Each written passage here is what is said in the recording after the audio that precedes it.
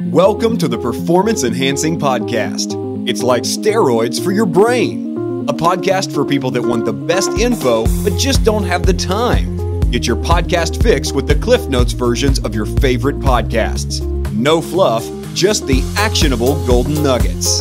Having this much knowledge at your fingertips should be downright illegal. So get ready for another dose of Performance Enhancing Podcast with Satori Prime. Here's your host, Ilan Ferdman. Hello everyone, Ilan here from Satori Prime. And just to preface this interview real quick, what I wanted to share with you guys is that after getting some feedback from a few of our listeners about the length of certain podcasts, specifically the interview ones, you know we're all about keeping things very short, they had suggested to maybe split up the longer interviews that are about an hour long into 2, 3, sometimes 4 parts depending on length. So I'm going to try it out with the next few interviews. Please let me know what you think. But this way, in this particular interview with Chris Daigle, I've actually split it up into 3 separate sections when we discuss 3 separate things. So that way it's congruent. But this will be part 1, and then you'll see part 2 and 3 as separate podcast downloads for you. So that way we can keep these as tight as possible and still give you all the content you're looking for. So having said that, enjoy the part 1 of this interview. Hello everyone, welcome to another episode of Performance Enhancing Podcast. I have with me the one, the only, some of you may know him as Chris Daigle, some of you may know him as Dr. Daigle. I was blessed to meet Chris probably about 3 years ago, right, Chris? I would think so, yeah. Yeah, something like that. And I met him in an office. He was helping a company I was with kind of rebrand and put a whole new system and funnel and all that stuff in place. And we hit it off. And I remember saying to you, Chris, at that moment, because what was amazing about Chris was that he was so incredibly well connected. He would always make the best connections. I remember the first night I met you, you invited my brother and I to a dinner that you sponsored and paid for, that we got to meet other individuals who we're still in relationships with and still working with. Yeah. And you've done it many times since. And I just remember thinking like, wow, this guy's got it right. And it was a skill set that I'd never seen done in person, to be honest with you. I still call you the master connector. I even remember telling you I wanted to be you 10 years from now, or from when we met. And I've pulled so much wisdom and knowledge from you in our interactions whenever we get to meet, that I thought it would be amazing for you to just share some of that wisdom with our listeners. Cool, man. And yeah, so is there anything else? I mean, your track record and life history is so deep. I didn't even know if I should share it, but why don't you just introduce yourself so people get a little bit of background about who Dr. Daigle actually is? All right. Greetings, everyone. Hello from Charleston, South Carolina. Let's see. I guess always been an entrepreneur. Been on a path of personal development for before I even knew what that was. Was encouraged by my family to do the same thing. I mean, I can remember my mom giving me Tony Robbins stuff for Christmas. So,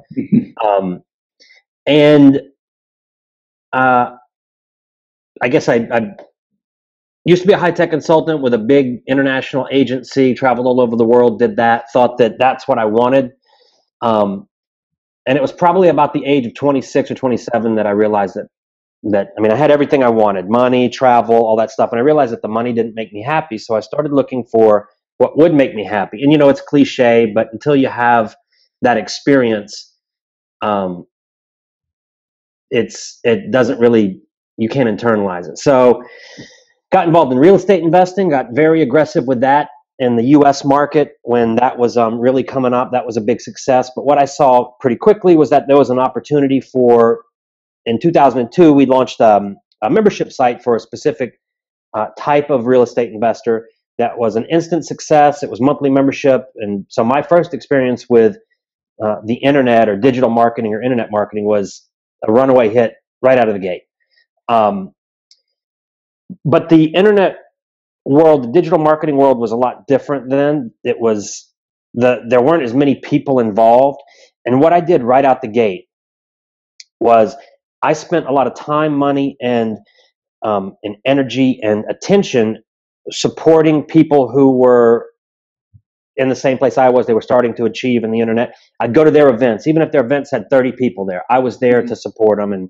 And what happened was that because the crowd was so much smaller then, it was very easy. And I have a genuine interest in what people are up to. I don't need to be the center of attention, any of that stuff. So it was very easy for me to build rapport with a lot of these people.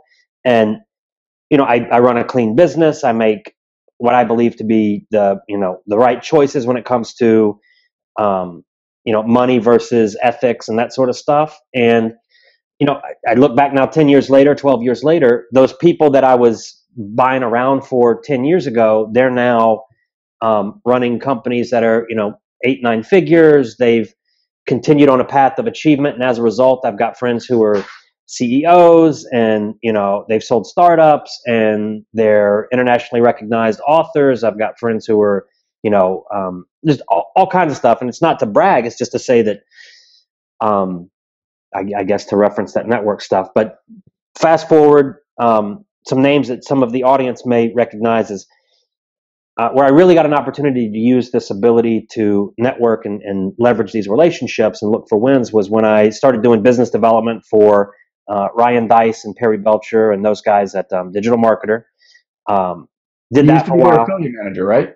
Affiliate manager, and then that kind of moved into general like business development. So opportunities to good marketing partnerships that weren't necessarily affiliate related, but like there were some major media names that we got involved with and blah, blah, blah. And then when I left that organization, I went to work with doing business development for a division of a company called Agora Publishing. And some folks may know about it, but it's when I ask people and they say, no, I've never heard of Agora, I love telling them, they did $600 million online last year. And people are like, why? In the info publishing space, it's not like they're selling, an industrial machinery. So that was a great experience, and I got to see what the machinations look like for a company that's doing those types of numbers. And now I'm just I'm doing my own thing, and I can't help but continue to broker relationships and make introductions. And it's just I did it for many years without getting paid for it, and I still do it, whether I get paid or not. I want to just point something out, and this is something that, again, I learned from you. And Chris, when did you start this kind of journey of yours in the business world? I guess this chapter about 2002, let's say. 2002. So we're going on about 12 years right now. And a lot of people come to us and they're always saying like, I want the result now. I want the result now. Now, Chris, obviously, like you shared, I think by your own volition, you'd say that like that first launch was probably a bit of good timing and good luck, right? Yeah. Which a lot of people, guys, today the industry is very, very different. Like even you said, it's inundated. There's a lot of options. People are being marketed to. But the one thing I want to point out that Chris does incredibly well is he takes consistent action, even though the result might not be there. Yeah. Right. So when you first started, you were going to these events and you were investing your time and your money without even, there's no like agenda of, I'm going to go to this event and I'm going to have this happen to me in return. No, it was just an investment in myself. And look at the results you're able to produce 12 years from now when you have guys and companies, 8, 9 figure guys who are actually your friends, not because some sleazy tactic that you use, but like you were actually adding value to their lives. Yep. And so I think that's what I learned from you. And I got to tell you, and I've said this in a podcast previously, that even in the last 6 months, knowing what I'm able to add to people's lives and coming from that place, which I think through personal development work and just came naturally to me, but like having that mindset has shifted our business completely in the last 6 months. And again, that's really, thanks to you and what I've learned from you and just by watching, by emulating and modeling.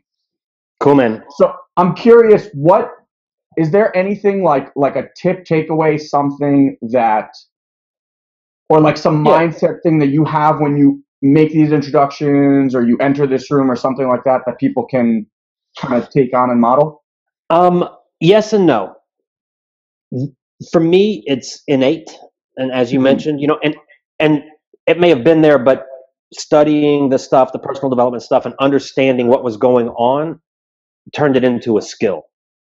Okay, so not everybody is wired that way. Like most of the achievers that I've done business development for, they're not good people. They're not good with people. Yeah.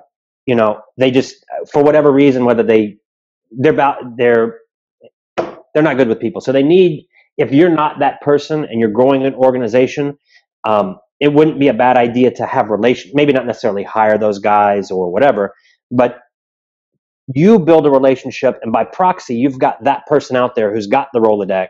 And that's what these guys use me for. They don't have time to build the relationships or whatever. So they use me as their proxy. So find somebody like that that's out there that you can befriend or help them out with something that maybe they're not good at or whatever. And people like us that think that way, if somebody's like, hey, could you introduce me to so-and-so? As long as you're not, as long as you're running a clean business and you're an ethical person, I've got absolutely no issues making that introduction, because I trust that you will be a good steward of the trust that I put in creating that relationship. So that would be the first thing, is that if it's not you, don't worry about it. There's people like me out there that would love to help you. Yeah. But one of the first things that I think that everybody, and it's an old book, but it's How to Win Friends and Influence People. And it's the same concept pretty much. I mean, I could tell you in 5 minutes what the entire book is about. But I re-listen to that book about once a year, because here's the thing.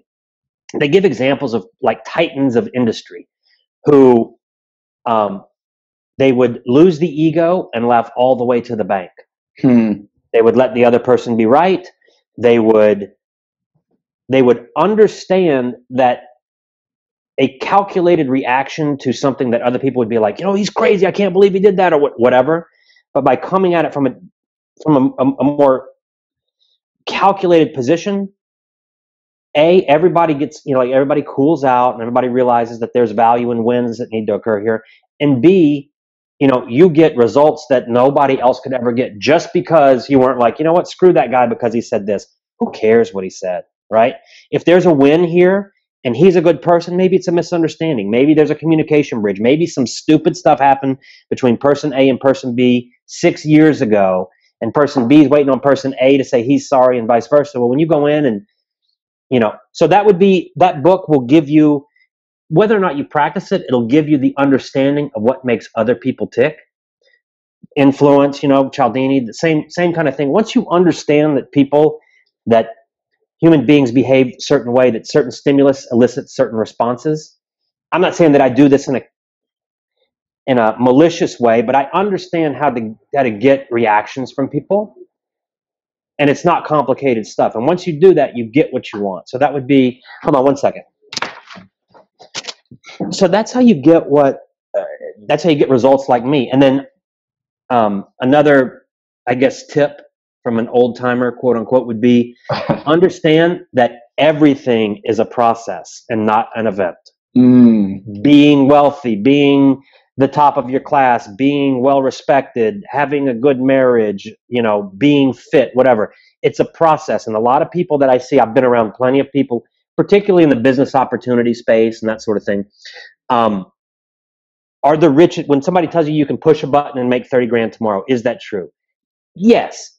But what happened to get to the point to where that person could push the button and make 30 grand tomorrow, or whatever that number is? And that's what everybody, I mentor a lot of younger folks who have, if I see that twinkle or the sparkle or whatever, that these guys got it, I'll spend time sharing with them, because I know that the advice is going to go into fertile ground and they're going to remember and apply it, and then share it, pass it along. And with those folks, what I always tell them is, the bling bling and all that kind of stuff, that's not really what you want. What you want is the freedom and the emotions that you believe that those material things the state that they will create in you. Well, A, you don't have to wait on that state. Yep. And B, if you do want the private jet, or you do want the travel the world or whatever, to get to that point may be a process. You may get lucky and it's an event, but it may be a process, and understand that. And once you become okay with that, then this anxiety and this pressure and this tension and all this kind of stuff that's associated with, business gets dialed down a lot. And you just understand, hey, it's going to happen as long as I get up every day. I make the right choices. I pay attention to mistakes that I've made and I correct them. I, build my relationship. And you turn around one day, dude, like you guys, you turn around one day and you're running a business and people are seeking you out for advice, and you're slightly different than the person you were when you got started, but you're still you didn't take a pill and become limitless. Yeah. We'll talk about that a little bit later. I don't know, man. That's kind of a ramble, but that's I think what you're pointing to is the fact that mastery in anything takes time. Like, I've never met a guitar player who picked up a guitar and was, strumming like Hendrix in 6 months even. And it's and I love the point that you made, because we say it all the time. I was on a webinar recently training people, and some guy, we turned like a $10 ad into like $1,200 or something like that. No. What we told him is this. We told him, here's the result we produced, like with this Facebook ad. And the guy, smart enough guy, basically said, how much did you spend to make that money? And half jokingly, half serious, I said $500,000. Because granted, like, we probably spent about, I think it was like 10 or $25 to get those returns, but like, it's not something I can show you, hey, you do this, and because all the $500,000 that we'd spent in advertising on Facebook is what even got us to be able to even fathom of doing that thing. And like you said, the push button stuff, it exists for that person because there's some intuition that he's mastered in doing it and falling on his face, I don't know, like thousands of times to get to that ability. And that's the part that people completely miss. And they're like, I want that. Well, you're not willing to do the 6 years of work that it took for him to do that. Well said. Yeah. And I think you're like, with everything that you've done, and your approach to business has always been, let me add value, let me add value, let me add value. And eventually we have the same mindset, like that karmic world the universal bank always pays. Right? I love that. And I mean, you live and breathe that. And then the other thing I just wanted to point out to everyone is, like, because I don't know that a lot of people get this, is when you train, and we do the same thing with people, and we go through that process, like, what do you want in life? And they tell you the money, the this, the that. It always inevitably boils down to what you said, which is that freedom, that ability to be who they want themselves to be, and then telling them and like having them see that they can be that thing now, and that's going to be the thing that actually attracts that life style to them. It's kind of like that reverse. So I love that you pointed that out. So I wish I could give people steps to be a master influencer.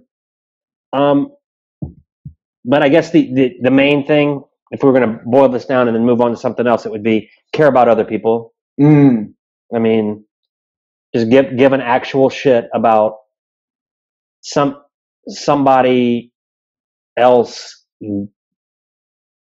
having what they want. And then a couple of things that I've pulled from the book that I will share with you. Which book? How to Win Friends and Influence People. Okay, cool. The sweetest sound in any language is a person's own name. Okay? And what you can extrapolate from that is that, what do you think anybody's favorite topic is? Me. Yeah. And if you can lose the ego and indulge them in their favorite topic, they will leave that conversation and they will say, that guy, I mean, like, wow, he's a great conversationalist. He's interesting. When the reality is, all I did was just, I was interested in you. And that is memorable to other people, because what normally happens is people are competing to, be heard by the other person. And when you just let them talk, go, A, you learn a bunch about somebody else. B, you get lots of practice of being like, not needing to be the center and letting the ego chill out a little bit. And that person leaves.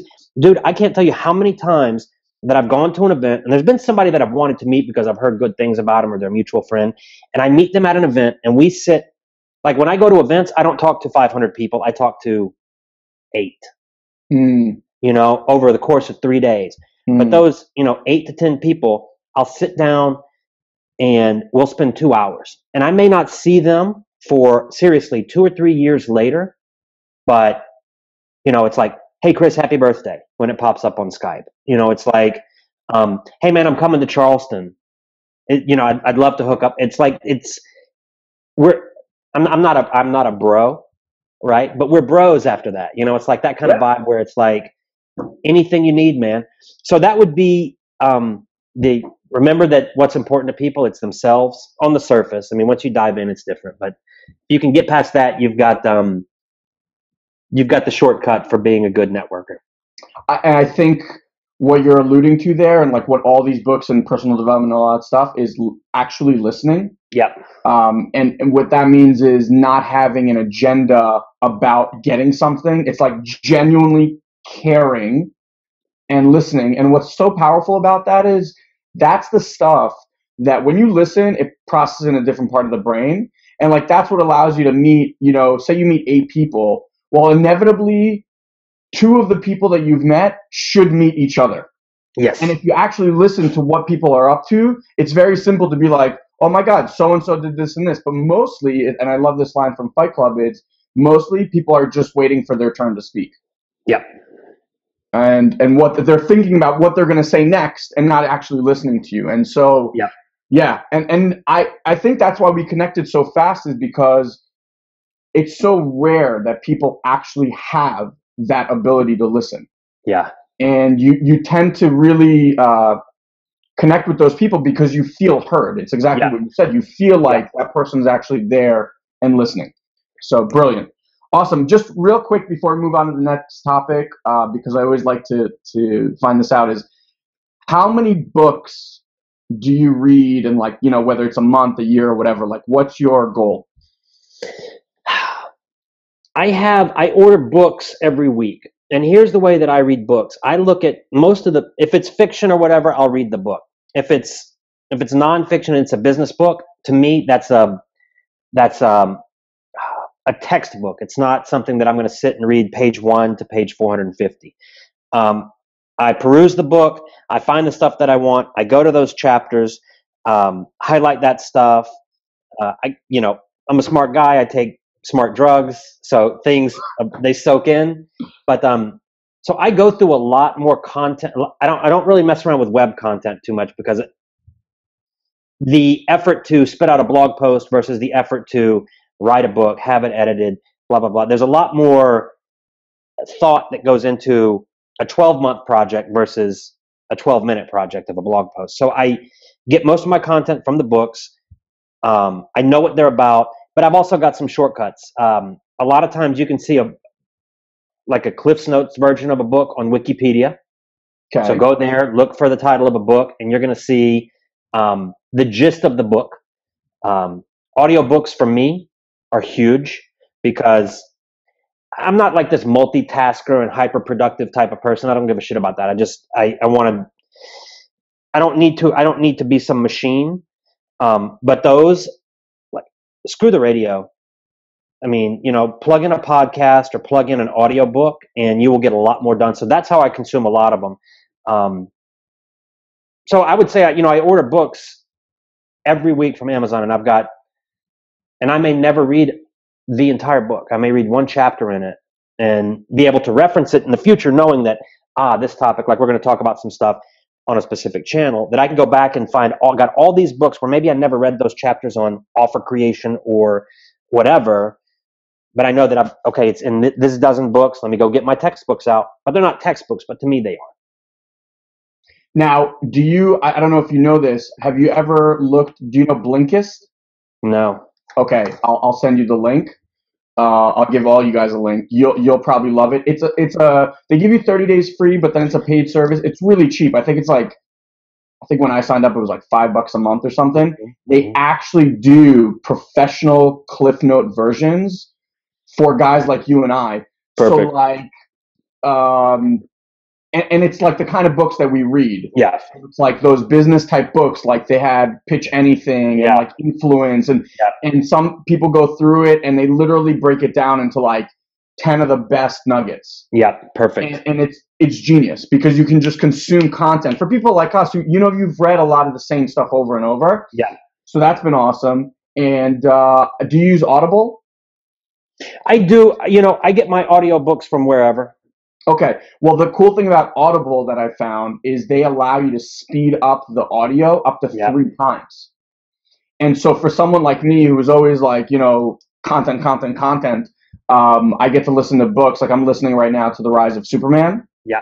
Which is awesome if you haven't read it. What's his last name? Stephen Kotler. Yeah. Yeah. I'm interviewing him Monday, which I'm super cool, man. Yeah, I heard about him through an interview with I Love Marketing, maybe. Yeah, exactly. Yeah. That's why I heard him too, and then I just started following him. And great story. Great story. Amazing book about flow and like the stuff that we're obsessed with, the brain and why you're more productive, and really cool. Some cool stories. But Audible, you can listen to it like I kind of have to take notes, so I can't listen to it that fast. But 3 times speed is awesome. So those are 2 good resources. And it hits the subconscious, people. Don't worry if you're not catching everything on a conscious level. It's going into your subconscious. So at 3 times even. Yeah. And when that's the funny part. It's like when you need it, it'll be there. Your brain is a supercomputer. Yeah. You don't have to like memorize all these things. I think people get stuck in that, and then they, like you said, get stuck in 500-page books. Awesome. So I wanted to stop part 1 there and kind of end the conversation around networking. And then in part 2 with Chris, we're actually going to delve deeper into a little marketing tactic that Chris has been developing and mastering over the last few years, and he's going to share with you. I think for most of you, this is something that you will never have heard before, and for the others of you that may have even heard it, you're definitely going to take away some incredible golden nuggets on how to put this marketing strategy to use in your business today. All right, I'll see you on part 2. Thank you for joining us on this week's Performance Enhancing Podcast. We've taken this pep talk and created a custom action guide so you know exactly what action steps to take now to grow your business. Just head over to satoriprime.com/podcast and download it for free. Also, please leave a comment and rate this podcast on iTunes. It'll help us get the word out. Thanks for listening. Now, go and implement. We'll see you next time.